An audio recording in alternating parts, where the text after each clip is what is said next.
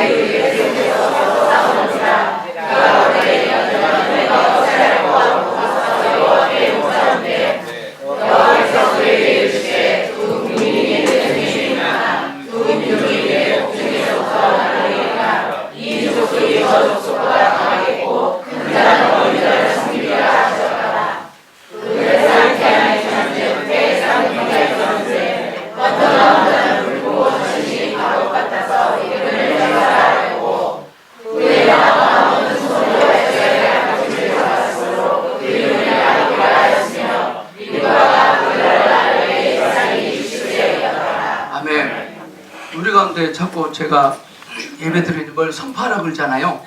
이거 5분 인사하면서 나누라 하시잖아요. 이거에 대해서 비아냥거리신 분이 있다고 그러시네요. 여러분들 그렇게 선포해서 되는가 안 되는가 보세요. 그거 우리가 할 수 없는 겁니다. 하나님 우리 입술을 통해서 나타나시거든요. 우리 고백을 통해서 표현됩니다. 고백은 우리가 하고 성취는 주님이 하십니다. 지팡이는 모세가 하고 갈라지게 하시는 주님이 하십니다. 이해가십니까? 내가 어떤 걸 이루지 못한 것 때문에 안타까워하지 마세요. 여러분들 믿져봤자 본전이잖아요. 선포하면 하세요. 열심히. 그다음에 물 주라면 연락이 찬양 좀 하세요. 찬양해서 뭐 허리 부러진 적 봤습니까? 물을 주는 겁니다. 찬양을 경배와 찬양 물 주는 것이. 좀 기분이 안 좋으시더라도 좀 호응 좀 하세요. 막 신나게 이렇게 막 하세요. 내가 헌금할 때 또 한번 춤추겠습니다. 다음에는 헌금할 때 춤추면서 앞에 나와서 이제 하나씩 드리라 그래야겠어요.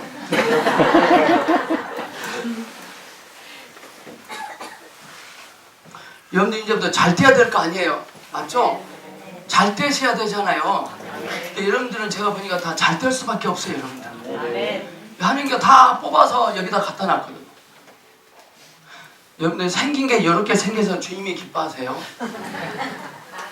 우리가 생긴 게 이렇게 생겼어도요. 하나님 나 하면 끔뻑해요. 아시겠습니까? 우리가 그런 존재입니다. 오늘 본문은 야곱의 출생을 기록하고 있습니다. 야곱의 출생. 야곱의 출생 이야기 속에는 기독교 신앙의 가장 근본적이고 중요한 메시지가 들어있습니다.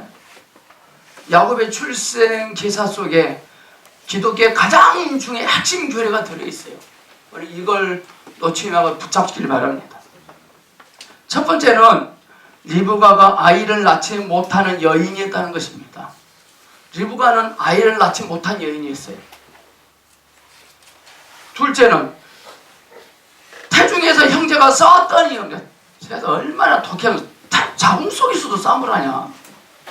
태중에서 싸움을 했다는 것이죠. 세 번째는 하나님께서 태어나기 전인 야곱을 택하셔서 큰 자는 어린 자를 섬기리라고 말씀하신 세 가지가 아주 중요한 내용입니다. 이 끄트머리 태어나기도 전인데 하나님은 야곱을 택하셔서 큰 자는 어린 자를 섬기리라. 이거 참 쇼킹한 이야기입니다. 이 안에 대단한 복음이 있더라고요. 복음. 태어나기도 전에 큰 자는 어린 자를 섬기리라 말씀하셨어요. 자, 첫 번째로 아이를 낳지 못하는 사건은 성경에서 중요한 주제 중 하나죠. 성경에 보면 아이를 낳지 못한 여인들이 참 많이 나와요.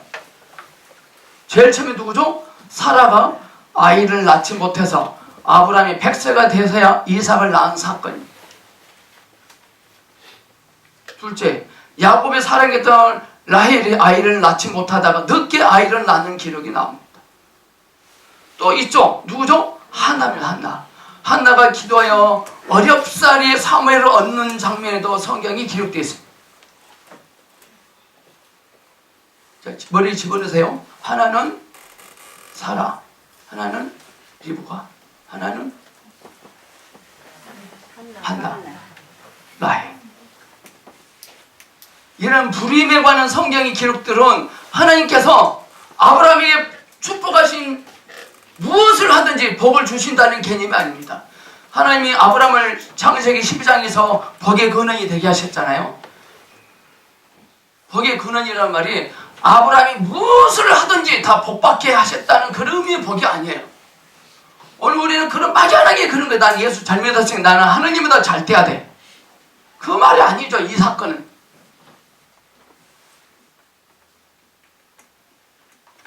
복을 주신다는 개념을 뛰어넘어서 하나님께서 복을 약속하신 것은 복의 내용과 결과까지 직접 관장하신다는 것을 가르치시는 사건입니다. 복의 내용과 결과까지 하나님께서 처음부터 끝까지 관장하시겠다는 거예요. 아멘. 하나님 지금 여러분의 인생, 저와 여러분의 인생을 직접 관장하고 계십니다. 복의 내용과 복의 결과까지. 지금 뭐 안 됐다 해서 몸소리 칠 필요 있어 없어요? 필요 없어요. 그 사람들이, 그 여인들이 불임 여성이라 할지라도 주님께서 복의 내용과 결과물까지 직접 관장하고 계시기 때문에 관계없어요. 그걸 가르쳐주고 싶은 내용이에요.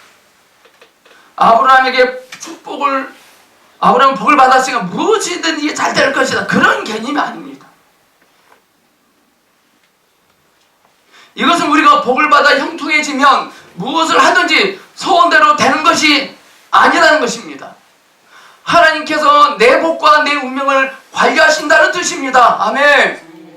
하나님께서 저와 여러분의 인생의 복과 운명을 관리하고 계십니다. 우리는 이렇게 말합니다. 하나님이 나의 인생을 관리하고 계신데 내가 이렇게 시집도 못 가고 월세에서 전전긍긍해야 돼요? 맞아요.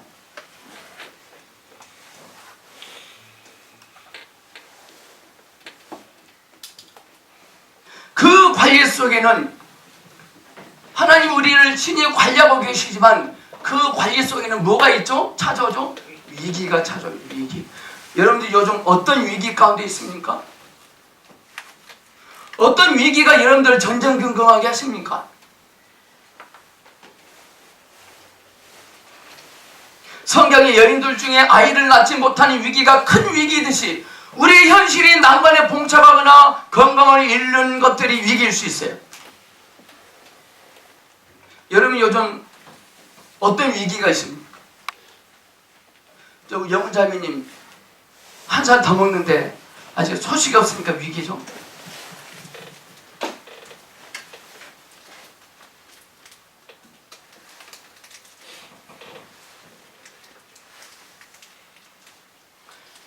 그래서 여러분들요, 그러한 것들이 하나님께서 약속하신 복을 방해한다거나 하나님의 복이 우리가 하는 일을 형통케 하는 것이 아니라 하나님께서 복을 정하시고 직접 만드신다는 것을 가르치심으로써 현재 저와 여러분의 낙심할 만한 현실이 위기일 수도 난관일 수도 절망일 수도 없다는 것을 가르치고 있는 거예요. 아멘. 여러분 지금 당하는 그 위기가 위기 때문에 위기로 인하여 위기로 말미암아 우리는 절망할 일이 아니다는 것입니다.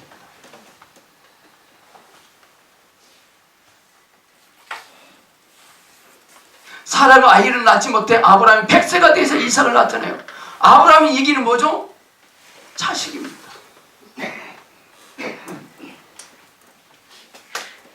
야곱의 사랑되는 아이를 낳지 못한 늦게 아이를 낳았습니다. 위기입니다. 근데 그 위기가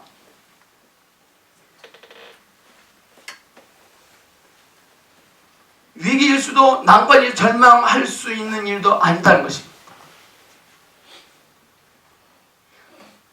앞으로 2014년도에도 우리의 삶에 하나님께서 관리하고 계시지만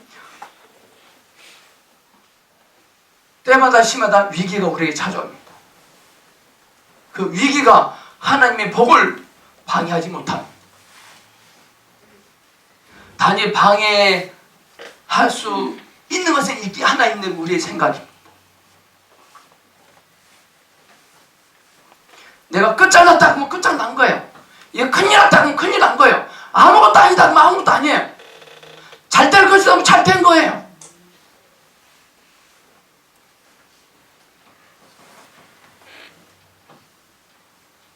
저희 교회는 다국적군입니다. 다국적군. 다양한 사람을 모셔야 하기 때문에요.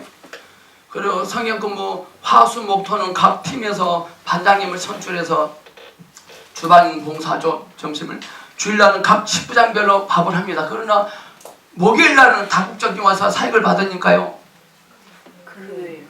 금요일날 8배 주신 분이 이번에 주방 봉사하시면서 2년 동안 고생하셨더라고요. 나 그것도 모르고 나도 내년에 또 은근히 또 해주시기를 또 은근히 바라고 있었더라고 제가요.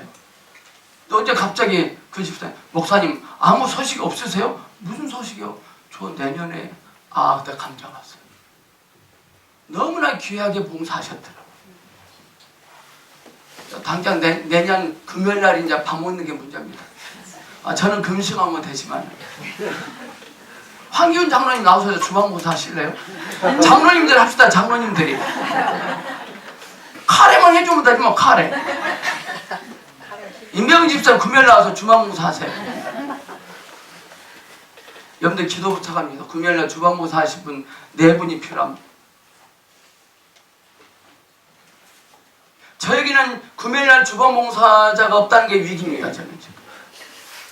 근데 지금까지 여기까지 오게 하신 하나님을 생각하니까요 또 위기가 아니더라고요.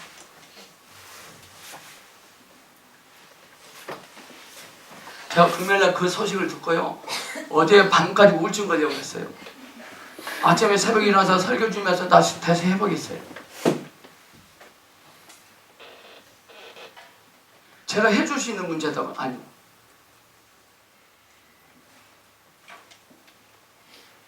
두 번째는 에서와 야곱이 태 속에서 싸우고 있는데 이 혈육 간의 갈등과 반목은 창세기에서 두드러진 주제 중에 한 가지입니다.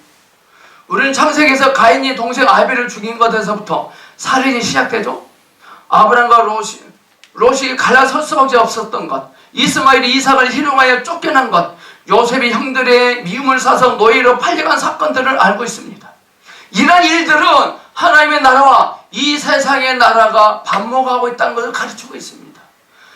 하나님의 나라와 세상 나라는 늘 반목입니다.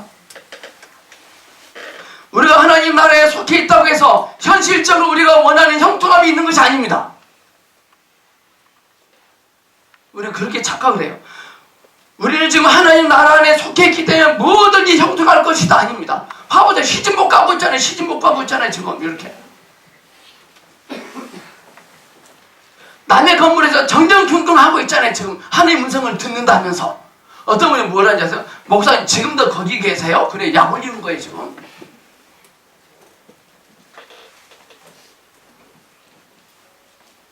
형통함이 아닙니다. 세상으로부터의 공격과 고난이 있다는 것을 성경은 증언하고 있습니다. 그럼에도 불구하고 하나님의 나라만이 승리합니다. 아멘. 하나님 나라에 속한 백성들만이 복을 받는다는 것을 가르쳐주고 있어요. 그 싸움. 이 세상 결국은요 하나님 나라만 승리합니다. 하나님의 백성들에게만 복을 받습니다. 세 번째는 큰 자가 어린 자를 섬기는 일은 세상적인 조건인 장자권을 갖고 태어난 에서가 하나님께서 복 주신 어린 자에게 복종하는, 즉 하나님께서 주시는 복이 온 우주와 역사의 유일한 복이며 하나님의 통치와 하나님의 주권만이 유일한 것으로 세상의 것은 헛된 것임을 가르치고 있어요. 세상에서 장자로 태어나면 뭐예요? 큰 자로 태어나면 뭐예요? 하나님이 택정하신 자만이, 하나님이 부르신 자만이, 하나님이 부름받지 아니한 것은 다 헛된 것입니다.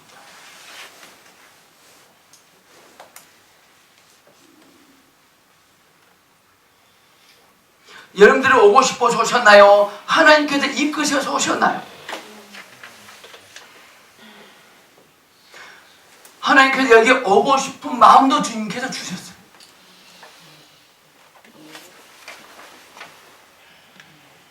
자, 이런 일들은 아브라함을 세우셔서 타락하여 멸망을 자초한 인류에게, 심판밖에 남지 않은 인류에게 구원을 베푸십니다. 그런데 그 구원이 세상을 회복시켜 주시는 구원이 아니라 하나님께서 그분의 백성을 불러서 하나님의 것으로 채우심으로 주시는 복입니다.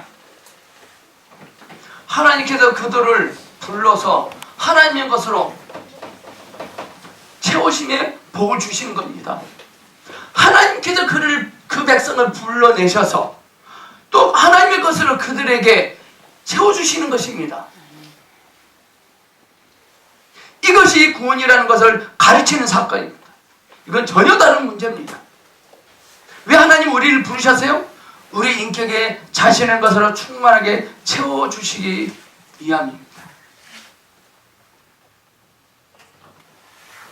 우리 하나님으로 인하여 만족하지 못하면 이 세상에 그 무엇으로 그 만족을 채울 수 없습니다. 우리가 기독교 신앙을 갖고 약속된 복을 기다릴 때 하나님께 속하였고 하나님의 약속을 가지고 있는 믿음의 백성으로서 현실적인 세상과의 갈등이나 또는 세상적인 가치에서 나의 조건과 환경에 열악한 것으로 당하는 모든 염려와 걱정들은 성경에서 말씀하는 하나님의 복과 인도에 대하여 근본적으로 오해한 탓이라는 이야기입니다. 왜 예수 잘 믿는데 왜 이러냐? 잘 모르고 하는 것입니다. 예수 믿어도 병듭니다. 하나님께서 불러주셨음에도 불구하고 또 하나님이 거기서 채워준 채움을 받은 사람이다 할지라도 억울하게 감옥에 들어갑니다. 예수님은요, 심지어 예수님은요, 아침에 사역을 나오는데 야고보가 등대다, 야 미친 새끼야 그랬어요. 야고보가, 야 귀신 들린 놈아 그랬어요. 우리 같으면 어떨까? 우리 같으면 누가 저한테 오셔갖고 야 무당 목사 그러면 너 뭐라 했어? 근데 주님은요, 이구나.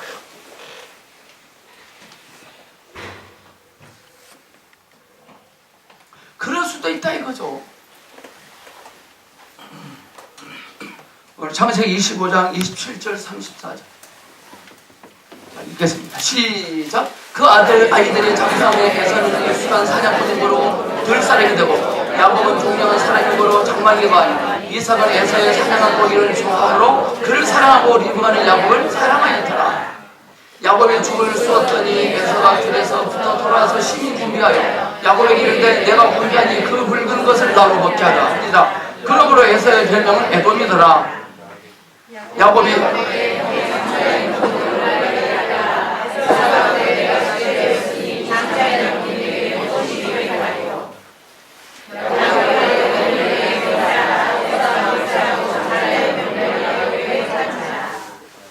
야곱이 떡과 밥죽을 에서에게 주매 에서가 먹으며 마시고 일어나서 갔으니 에서가 장자의 명을 경홀히 여김이더라.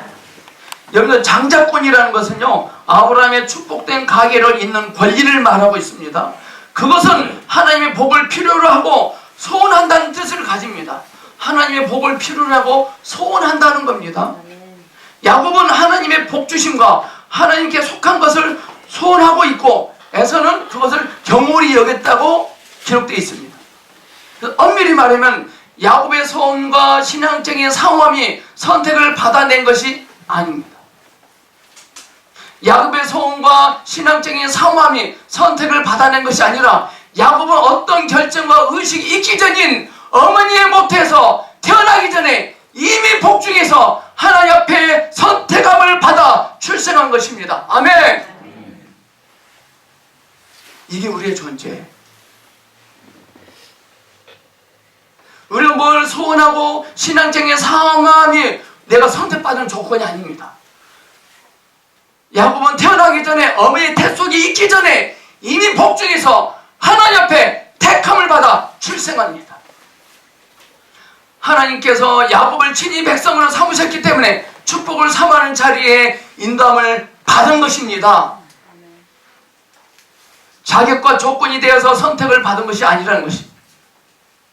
근데 자꾸 우리는 그쪽으로 돌아가요. 그쪽으로. 내가 이렇게 해서 절대 안 해. 내가 이렇게 해서 이렇게 하잖아요. 그 한계에 부딪히. 제가 탁구를 중3부터 배웠어요. 탁구 5년 한 사람도 이겨먹어. 그래서 제가요.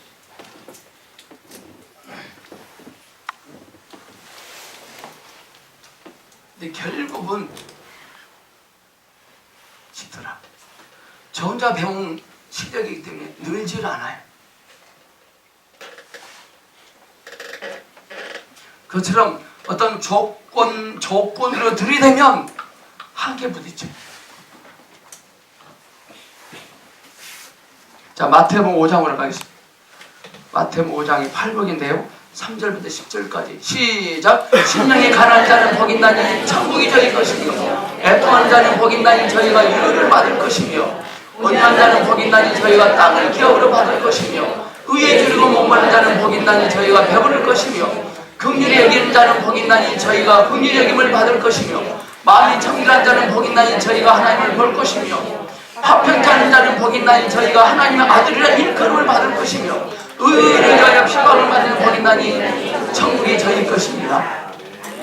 우리 이런 것들 보면 복 받으려면 마음이 청결해야 되고, 복 받으려면 의에 줄이고, 복 받으려면 애통해야 되고, 복 받으려면 뭘 해야 되고, 이렇게 갔습니다. 그렇게 보지 마시고 이렇게 봐보세요. 팔복의 가장 중요한 가치는 복 받을 사람들의 증상입니다. 증상. 복을 받으면 이런 증상이 나와요. 아멘. 복을 받으면 어떤 증상이 나오느냐? 심령이 가난해지고요, 의에 주르고 목이 마르고요, 애통함. 그래도 복을 받기 위해서 의에 주르고 목 마르고 심령이 가난한 것이 아니라 복을 받으면 이런 증상만 나옵니다. 아멘. 이 팔복의 가치는 복 받을 사람들의 증상이며 복을 받은 증거라는 것입니다. 복을 받은 증거, 아파트 평수 아닙니다. 복을 받은 증거, 교회 몇 평이냐, 성도 몇 명이냐가 아닙니다. 복을 받은 증거는 심령이 가난하냐, 애통하냐, 의에 주르고 목이 마르냐, 화평케 하고 있느냐. 아멘. 자, 옆 사람에게 여보세요, 복 받은 증거 좀 보여주시오. 해보세요. 시작.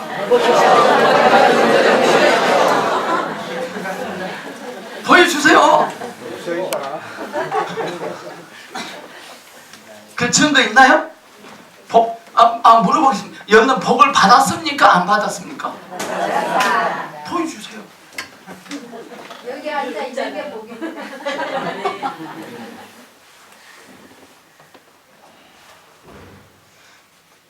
월세 주인이 월세 사는 분한테 방세 좀 주시오. 5달 밀렸는데, 주인님 저는 복을 받았거든요. 이 복을 좀 나눠드릴게요. 저 기가 막힐 겁니다. 성경에서 말하는 복은요, 눈에 보이지 않는 것. 이 세상은요, 눈에 보이지 않는 게 눈에 보이는 것에 지배합니다.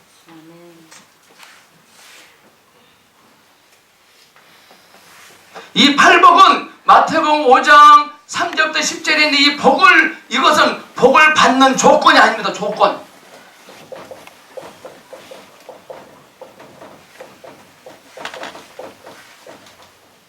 조건이 아니라 복을 받은 증상이. 복을 받으면 이러한 증상이 나옵니다. 우리 김하식 집사님 천안에서 눈길을 쓸고 왔습니다. 참 잘하셨습니다. 우리 김하식 집사님 인생에 가는 길에 이런 증상들만 나타나기를 축복합니다. 네.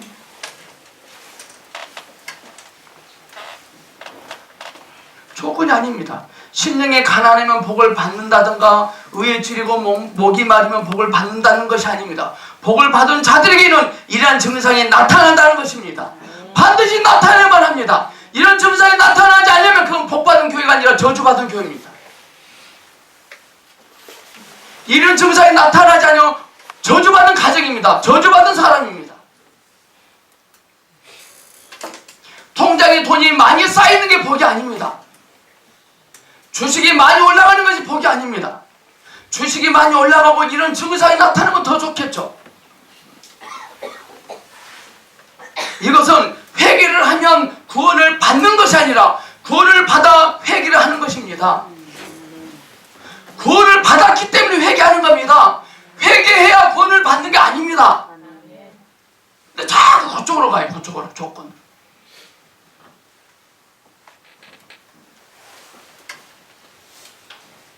여러분들 죄를 지으면 양심이 찔림 받죠. 그 구원받는 겁니다. 여러분들 주일 11시 매단데 11시 15분에 도착해서 그러면 양심이 찔리죠. 구원받은 겁니다.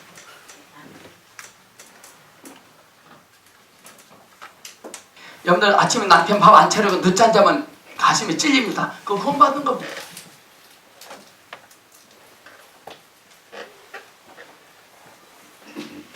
회개는 하나님 앞에서 자신의 처지를 이해하는 것으로 중생하기 전에는, 즉 하나님에 대한 영적인 인식과 체험 없이는 일어날 수 없는 것입니다. 회개가 거듭나지 아니하면 회개를 몰라요. 그러므로 모든 회개는 영적으로 다시 살아난 증거로서 구원받은 증거이지 구원 얻는 조건이 아닙니다.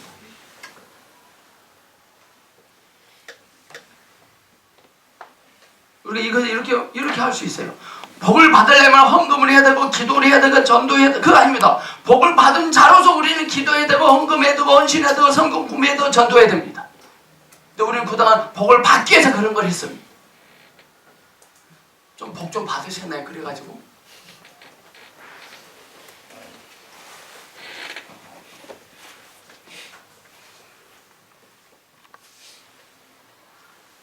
저와 여러분의 체험 속에서도 회개가 있고 구원을 확인할 수 있습니다. 이것은 자신이 구원받았다는 것을 확인하기 전에 이미 구원함을 받아 회개가 가능했던 것입니다. 심령이 가난하고 의에 줄인 팔복의 중요한 증상들은 하나님이 누구시고 내가 지금 어떤 처지에 있는가를 아는 자의 영적 상태거든요. 영적 상태는 뜻밖에도 자신에게 아무런 조건이 없다는 것을 확인하는 것이 영적 상태죠. 스스로 자신의 영혼에게 필요한 그 무엇도 만들어낼 수 없고 자급자족할 수도 없다는 것을 깨달으며 하나님에게만 필요한 답이 있다는 것을 아는 상태입니다. 구원받으면 그 증상이 나타납니다. 주님 안에 모든 답이 있다는 것을 발견하고 엎드리. 주님 앞에 엎드려야만이 구원받는다는 것이 아닙니다.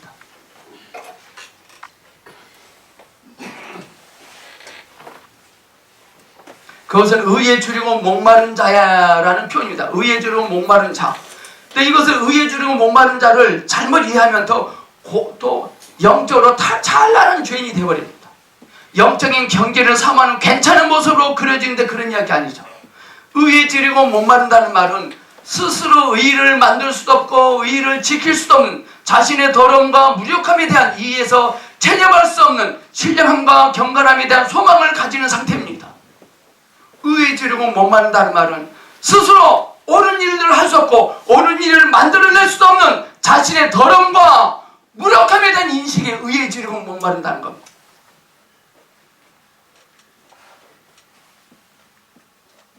천주교 신부들이 수동을 들어가서 거룩하게 합니다. 의에 줄이고 목마르게. 그건 고행입니다.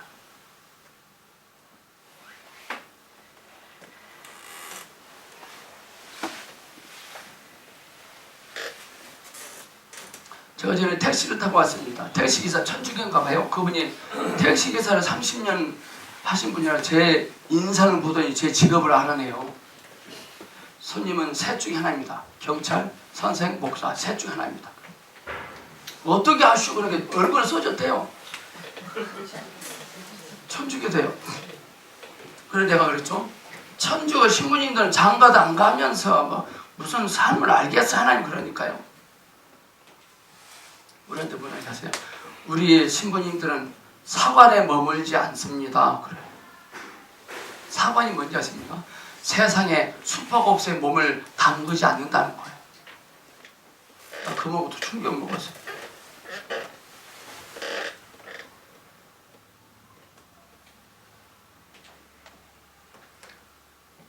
천주교는 유일한 단체이기 때문에 신부님도 어디를 가든지 먹고 자고 다 해요. 교회 안에 있기 때문에 숙소가.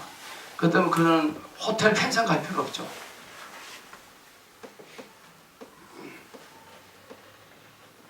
자기 신부님들이 막 장점을 말을 해요.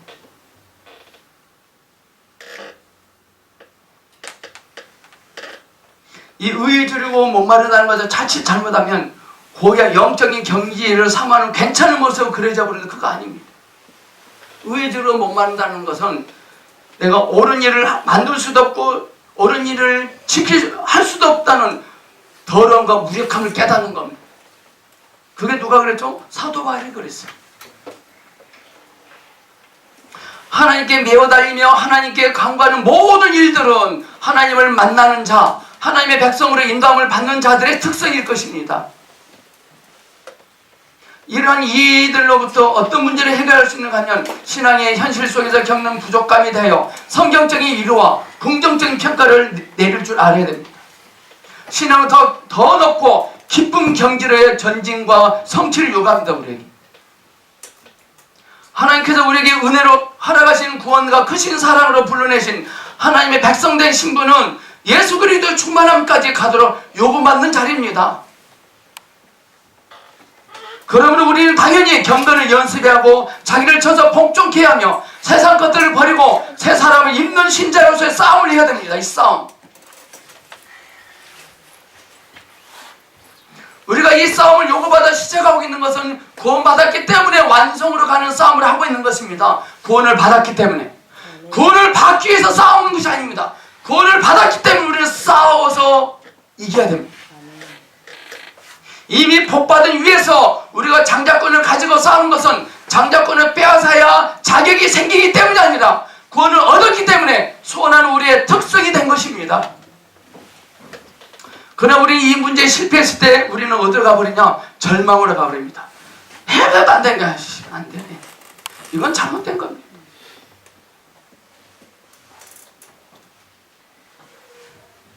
보석의 번줄 공부하러 쭉 오시다가 되는 일이 없으면 포기해버려요. 참 바보예요. 그런 사람들은요, 두부를 냉동실에다가 한 달 얽혀다 넣어놨습니다. 자, 밖에 빼놨어요. 어떻게 될까요? 이 두부 어떻게 될까요? 오징어 젓까지 됩니다. 하나의 은혜를 듬뿍 맞고 막 해보려다가 안 되면 체념해버리면 오징어 젓까지 됩니다. 자, 임산부가 출산할 때 힘을 씁니다. 조금만 더. 네, 알고 나 못해요. 힘 안 써버렸어. 어떻게 되죠? 그런 사람들이 의외로 많아요.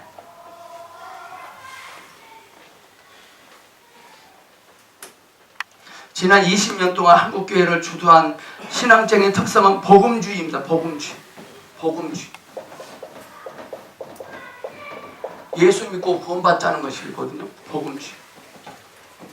복음주의는 여러 가지 성격이 있기 때문에 모두 설명을 할 수는 없지만 그 중에 특별히 구원에 치중하는 복음주의를 말할 수 있습니다.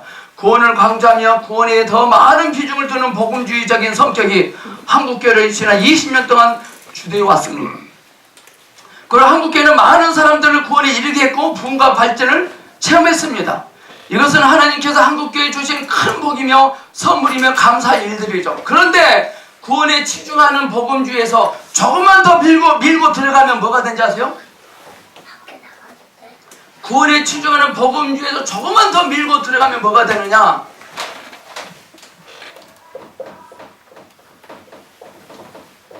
구원파가 됩니다. 구원파. 우리 동네에 있습니다. 구원파 파국수. 구원을 치중하면 그건 참 거룩한 이고 복된 일입니다. 근데 구원을 더 깊숙이 밀고 세게 밀고 들어가면 구원파가 생겨요. 구원파는 잘못된 겁니다. 양파는 괜찮습니다. 구원파는 치명타를 당합니다. 구원파적으로 신앙을 이해하는 것은 매우 위험합니다. 구원파고 구원파적이라는 것은 십자가 사건으로 얻어진 구원 속에 약속과 운명과 신자들이 궁극적으로 가진 모든 복들이 현실적으로 허락되었다고 믿는 것을 구원파라고 합니다. 내 마음대로 해도 된다고 생각합니다.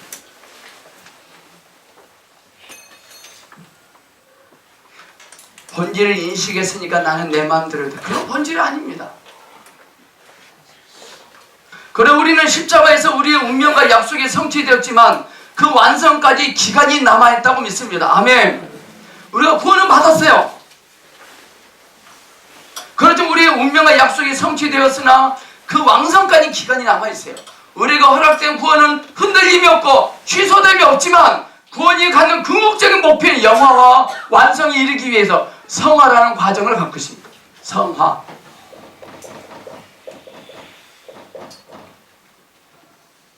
우리가 예수 믿는다고 바로 개가 천선합니까? 아닙니다. 우리가 구원 받았지만 울고불고 떼쓰지만 집에 가서 남편 술 먹고 막 지랄 떨면 또 여기서 스물스물 올라옵니다. 스물스물. 그리고 나는 구원 안 받았나 봐. 다시 또 가. 오늘 우리 가운데 예수님을 영접하기를 원하시는 분들은 일어나십시오. 앞으로 나와주세요. 1시간 한 번씩 나와. 그런 사람들은 결혼식을 하루에 한 번씩 하는 거야.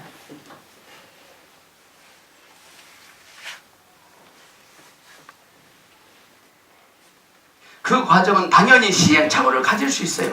그렇지만 구원파적으로 이해를 하면 예수님께서 십자가에 죽으실 때 우리의 죄로 인한 모든 것을 해결하셨다고 믿고 그런 차원에서 구원의 확실성과 함께 영적이나 육적으로 아무것도 남겨진 부분이 없다고 믿습니다. 이것은 병도 나지 않고 우울증도 걸리지 않으며 마음에 한 점 의심이나 갈등이 없이 늘 행복한 신앙의 생활을 할 수 있다고 믿습니다. 이렇게 되면 저는 구원을 못 받은 사람이 됩니다. 여러분들 무심코 이런 말 내뱉으죠? 본질을 안다면서 이래?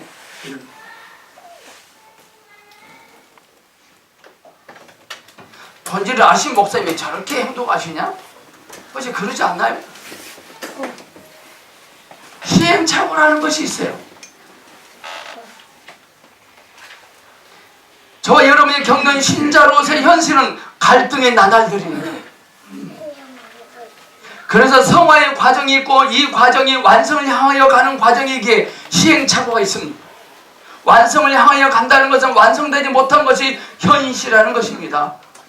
그렇기 때문에 우리는 우리가 겪는 실패와 난관에 대하여 구원파적인 실수를 하지 않도록 성경을 근거로 한 분명한 이해를 가져야 할 것입니다. 저와 여러분이 자신에게 요구하는 신앙적인 목표나 기준에 못 미치는 것에 대하여 더 분발하여 신앙적인 열심을 내는 것은 정당한 것입니다. 당연히 해야 할 책임입니다. 그것이 여러분들을 절망케 하여서 나는 아닌가 보다 라고 생각해서는 안 된다는 말이에요. 나는 해도 안 될 놈이다.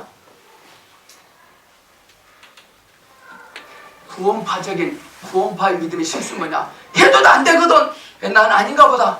이 오류를 보면 우리는 주님 오실 그날에 갈등의 나날들입니다.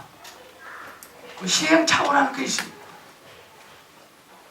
야곱이 장자의 권을 받았지만 그는 그때부터 얻어 터지기 시작했어요.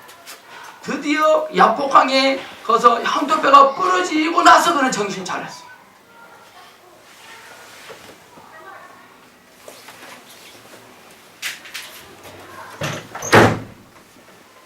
나는 아닌가 보다 라고 생각하지 않길 바랍니다.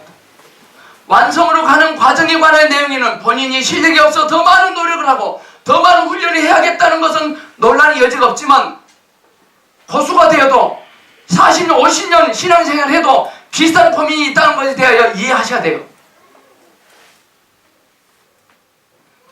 제가 지금 공부 끝난 집에서 우울해서 샤워하고 와서 사우나 가서 샤워하고 샤워를 했어요.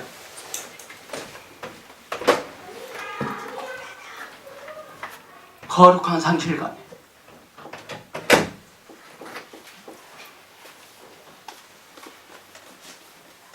우리는요 어떤 일이나 전문적인 실력을 요구받고 있는데 전문적인 실력 있는 사람을 뭐라고 하죠? 전문적인 실력 있는 사람을 프로라 그래요. 프로의 반대말은 뭐죠? 아마추어. 테니스를 한번 예로 들어보겠습니다. 테니스. 제가 테니스를 꽤 좋아하는 고급 아마추어입니다. 아마추어라고 한 것은 겸손으로 한 말이고요. 고급이라는 단어를 썼습니다. 테니스를 치는 사람들끼리 만나서 이야기를 해보면요. 하수는 하수.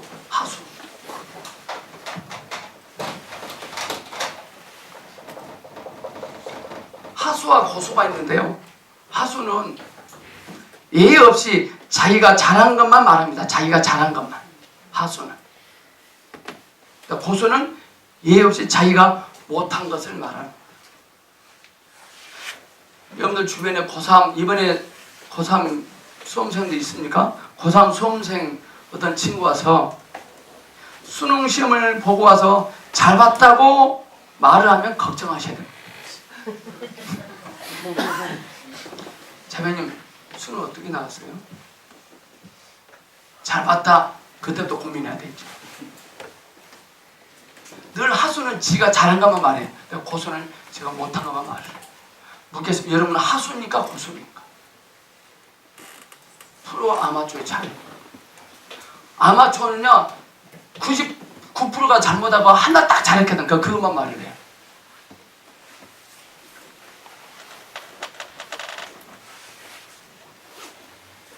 그러나 그 아이가 못 봤다고 하면 안심하셔도 됩니다. 근데 못 봤다가 진짜 못 봤나 봐. 그럼 우울하면 안 됩니다.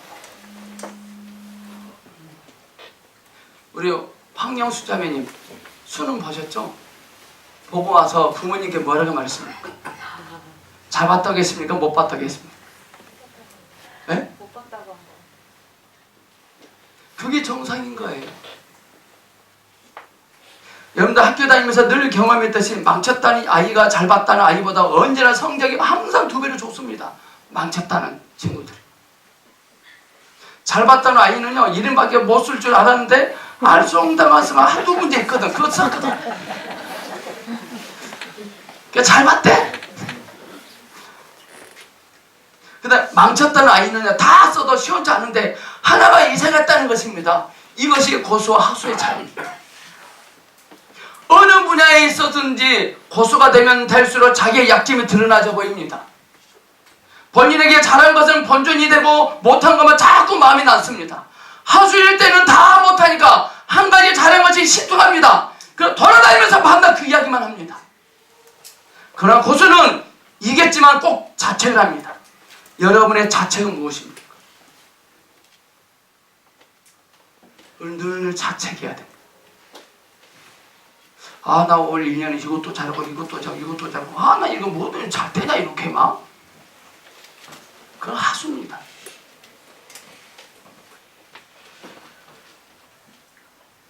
여러분들 하수하고 사귀지 마세요.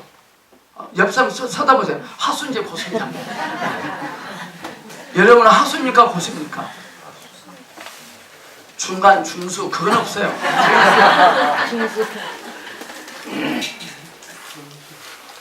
여러분들 우리나라 바둑은 세계 최강이다 그래요. 바둑이요. 한국이 배출한 세계적인 인물 중에 최고의 고수는 누구죠? 이창호입니다. 이창호. 여러분들 광개토 대왕은요, 만주벌파만 정복했는데 이창호는 중국을 정벌했어요. 대단한 거죠. 중국의 모든 팬들에게 최고의 사랑을 받고 있습니다. 프로가 되기 전에는 급수로 따집니다. 급으로 아마추어의 최고의 급은 1급입니다. 프로가 되어야 단이라는 말입니다. 1단, 2단, 단. 1단부터 9단까지 제가 이야기를 해보겠습니다. 1단부터 9단까지 있습니다. 1단을 초단이라고 하죠. 프로가 되는 것은 굉장히 어렵죠. 초단. 그래서 절간에 들어오는 업종 중에 2종류가 있어요. 절간에 들어간 사람. 사법고시를 준비하는 사람들과 전문기사가 되는 바둑장이들이 들어갔대요. 프로가 되기 위해서. 초단 따기가 그렇게 힘들답니다. 프로가 되면 누구나 붙는 일입니다. 프로가 되면 무슨 칭호 듣는지 아세요? 사법님 그래, 사법. 프로가 돼요. 여러분들 이제부터 다 영적 프로가 되시기를 축복합니다. 그런데 이 초단의 별명을 수조라고 합니다. 초단, 1단. 1단 합니다. 1단. 여러분들 1단도 9단까지 말할 테니까 여러분들 몇 단인가 보세요. 1단은 하문도 수절입니다. 하문을 제가 글씨 못 쓰니까 안 쓰고요. 또 풀이만 하겠습니다. 수절. 1단은 수절. 지킬 수, 절렬할 절. 절렬하게 지키기 바쁘다는 뜻입니다. 1단. 이 말은 뭐냐? 이렇게 해보겠습니다. 우리 신자들의 신앙과 비교해보면 주일 지키기 바쁘다 정도 됩니다. 주일 지키기 바쁜데 이거 1단입니다. 주일을 지키면 프로. 아마추어는 어느 분야에서나 똑같지만 주일에 교회를 가야 되는데 하면서 안 오는 이 왼수들입니다. 이거 아마추어입니다. 아마추어. 아, 주일날 교회 가끔 가야 되는데 이거 아마추어입니다. 일단 주일날 교회 오면 그건 뭐다고요? 프로입니다. 일단입니다.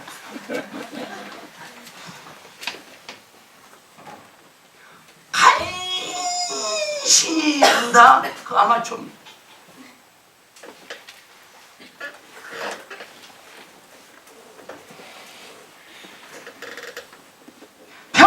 그래서 평생 아마추어입니다. 평생 아마추어. 또 이렇게 자책하는 사람들이 있어요. 가면 뭐하냐? 알아듣지도 못하는데. 아마추어입니다. 근데 또 독한 사람이 있어요. 못 알아듣는데 오는 것은 센 것입니다.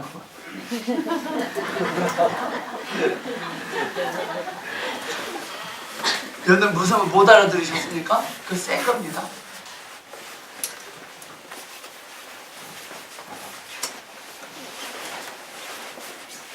알아들으면 재미는 있지만 알아듣지 못하는데 오는 것은 보통 신앙이 아닙니다.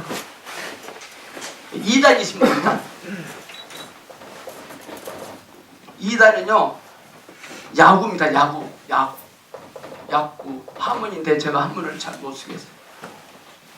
민하게 군다, 밋밋하게 군다 이런 뜻이 있는데요. 교회 생활에 조금 익숙해지면 이래야 되는데 저래야 되는데 하면서 민하게 굴기 시작하면 이거 2단입니다. 좀 프로 2단이 되면 이제 교회 이제 혹 돌아다니면서 이렇게 해야 되는데 드럼을 왜 저렇게 치냐 이렇게 차 나 같으면 이렇게 치겠다. 자 찬양 왜 찬양을 저렇게 하냐 이렇게 하면 좋지 이렇게 하면 그 2단입니다. 혹시 2단 계십니까? 2단? 야구입니다. 또 3단 투력 힘력 힘을 투사하죠. 이것은 힘을 좀 씁니다. 그래서 봉사를 합니다. 봉사. 성가대다고 안내다고 교사다고 주방봉사답니다. 이건 3단입니다. 금요 주방 3단이 필요합니다. 지금 2단은 절대 주방 못 갑니다. 힘이 없어. 민하게 구고 다니 이래야 되는데 이래야 되는데 이래야 되는데 이래야 되는데 여러분도 혹시 2단이 아니었습니까? 4단 4단이 되면 소교라고 합니다. 소교라는 뜻은 작은 꾀를 씁니다. 작은 꾀 깜찍하게 굽니다. 작은 꾀 잔머리 굴립니다. 자 오늘 오후 예배 때 사역합니다 하면 안 가고 있습니다. 그거 소교입니다. 오늘 오후 예배 끝나고 오늘 청소년 학생 다 갑니다. 그거 소교입니다. 4단 혹시 여러분들 4단 아닙니까? 5단 5단은 용지 머리를 쓸 줄 압니다. 교회는 이런 용지가 또 5단이 필요합니다. 머리를 써야 됩니다. 지혜를 운영할 줄 안다는 것이죠. 근데 6단이 또 골 때려. 6단 통육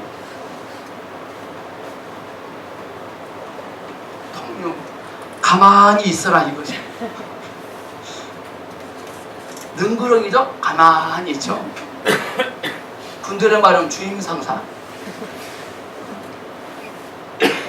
이러면 안 돼 하는 2단보다 가만히 있으라는 6단이 그게 참 많아. 6단이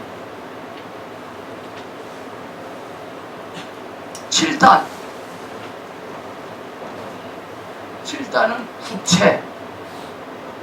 구체가 뭐냐? 체계가 잡혀갑니다 라는 뜻으로 이건 좀 성경을 깊이 알아야 됩니다. 여러분들 7단 정도는 돼야 되지 않겠어요? 7단? 체계가 잡혀가야 돼요. 8단도 무시무시한 사람이죠. 좌조라는 뜻인데요. 앉아서 다 봅니다. 앉아서 다 봅니다. 시어머니 스타일 다 봅니다. 교회 잘 치다 보다만 장로님들이, 안수집사님들이, 권사님들 그러시죠. 좌조. 못된 거죠. 마지막 9단. 9단은요, 입신이죠, 입신.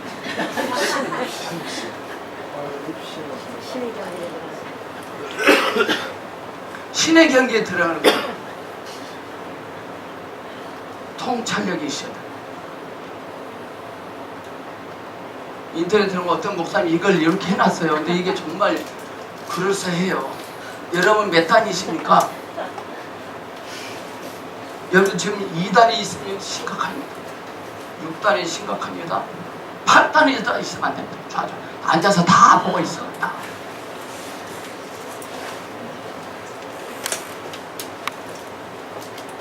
우리가 무슨 일을 할 때 채찍이 필요합니다. 그러나 채찍질 이상으로 필요한 것은 내가 정말 목적지까지 갈 수 있냐 없냐예요. 하나님께 도달할 수 있느냐 없느냐입니다. 거기에는 나의 노력이나 의지나 재능 이상으로 운명의 확인이 필요합니다. 운명. 하나님이 나를 과연 부르셨는지, 이 부르심은 맞는지. 우리가 기독교 신앙에서 제일 감사하게 생각하는 것은 운명이 확보되어 있다는 사실입니다. 이 일을 하나님께서 시작하신 것입니다. 하나님이 나를 부르셔서 내 안에서 그분의 일을 이루시고야 말겠다는 약속은 모든 기독교인들이 갖는 신앙의 근거죠. 내 모습과 내 재능과 내 성품은 조건이 아닙니다. 될 수도 없습니다.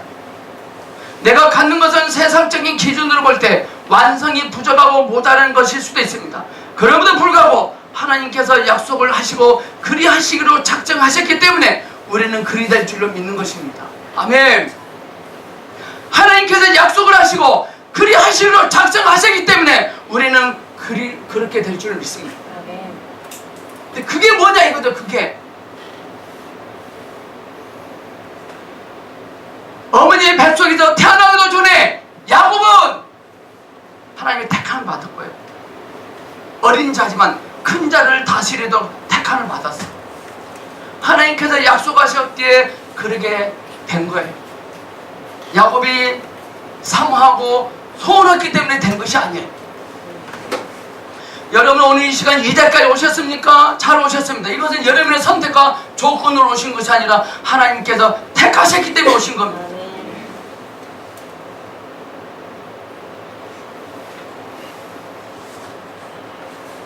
하나님께서 여러분의 삶을 통해서 그리하시기로 작정하신 것이 무엇입니까?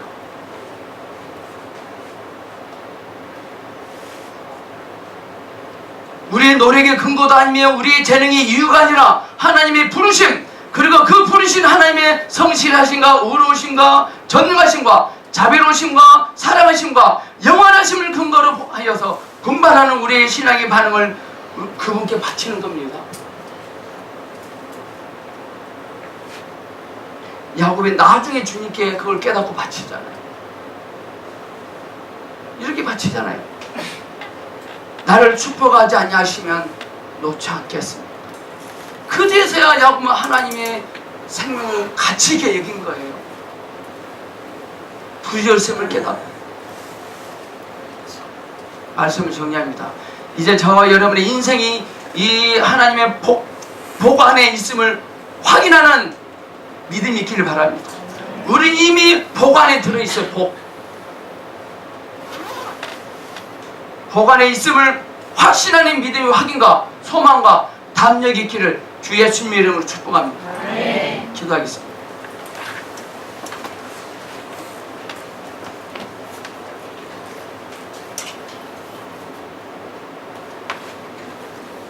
세상에서의 내 모습과 내 재능과 성품은 조건이 아닙니다. 하나님께서 약속을 하시고 그리하시기로 작정하셨기 때문에 우리는 그리 될 줄로 믿는 것입니다. 주님, 이 믿음이 나를 이끌어가게 하시옵소서. 주 예수님 이름으로 기도합니다. 아멘.